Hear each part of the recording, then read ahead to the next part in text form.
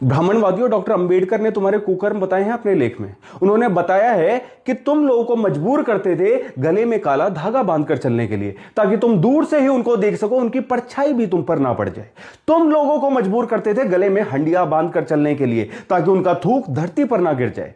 तुम लोगों को मजबूर करते थे कमर में झाड़ू बांधकर चलने के लिए। सोचो कितने जुल्म में रहे हो तुम। तुम्हें यह बात तो समझ में आ जाती है कि अंग्रेजों को अपने जुल्म के लिए माफी मांगनी चाहिए। उन्होंने माफी नहीं मांगी, अफसोस तो जताया है, तुम्हारा क्या करें। तुम तो स्वीकार करने को तैयार नहीं। तुम कहते हो हमारा गौरवशाली इतिहास, तो कान खोलकर सुनो। भारत का इतिहास तो गौरवशाली रहा है, लेकिन उसमें तुम्हारा कुछ नहीं। जो तुम्हारा है ना, वो तो भारत के इतिहास पर एक काला धब्बा है। तुम कहते हो हमारे छत्रपति शिवाजी महाराज, वही छत्रपति शिवाजी महाराज जिनका राज्याभिषेक करने से तुमने मना कर दिया था जाति के आधार पर। तुम कहते हो हमारी इंडियन एजुकेशन कमाल की थी।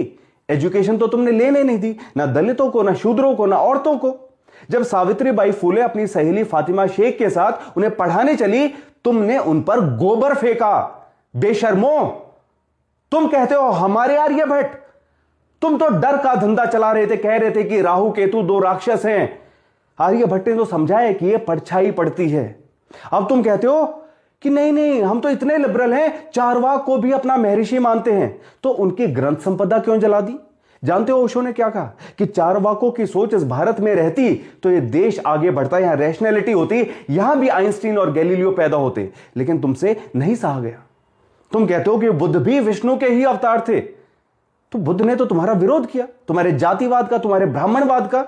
अब तुम कहते हो गुरु नानक भी हमारे ही थे, लेकिन कुरुक्षेत्र के मेले में तुम लाठियां लेकर आ गए थे उनके खिलाफ। क्यों? क्योंकि वे भी अंधविश्वास का, पाखंड का, जातिवाद का विरोध कर रहे थे। आदि शंकराचार्य, वे तो पहले तुम्हारी जैसे ही ब्राह्मणवादी थे, फिर सामने से आए चांडाल। उसने कहा किससे बचते हो? इस शरीर से जो मिट्टी है, या इस आत्मा से जो भ्रम का ही प्रतिरूप है? उनको बात समझ में आ गई, उन्होंने चांडाल के पैर छू लिए, लेकिन तुमने उस पर भी कहानी बना दी। तुमने कहा नहीं नहीं, यह चांडाल तो महादेव का रूप था। तो बेशर्मो, मुझे एक बात बताओ, जब महादेव चांडाल का रूप ले सकते हैं, तो तुम क्या महादेव से भी ऊपर हो? राजा राममोहन रॉय ने वो बर्बर प्रथा बंद करवाई, सती प्रथा की, और तुमने क्या किया? तुम्हारी धर्म सभा राधाकांत देव, उन्होंने उस कानून के खिलाफ अर्जी लगा दी। राजा राममोहन रॉय को लंदन जाना पड़ा। तुम विधवाओं के सर का मुंडन करवाते थे। ईश्वर चंद्र विद्यासागर ने विधवाओं के पुनर्विवाह की बात की, तो तुमने उसमें भी अड़ंगा डाल दिया। और तुम आज भी मानने को तैयार नहीं। आज भी तुम देश को अंधविश्वास और पाखंड की बेड़ियों में उलझाए हुए हो। जानते हो क्यों? क्योंकि तुम्हारे लिए धर्म केवल एक धंधा है। पर मैं कहता हूं सुधर जाओ दोस्तों, सुधर जाओ प्लीज, इंसान बन जाओ। क्या आपको लगता है कि जातिवाद इस देश से खत्म हो गया है?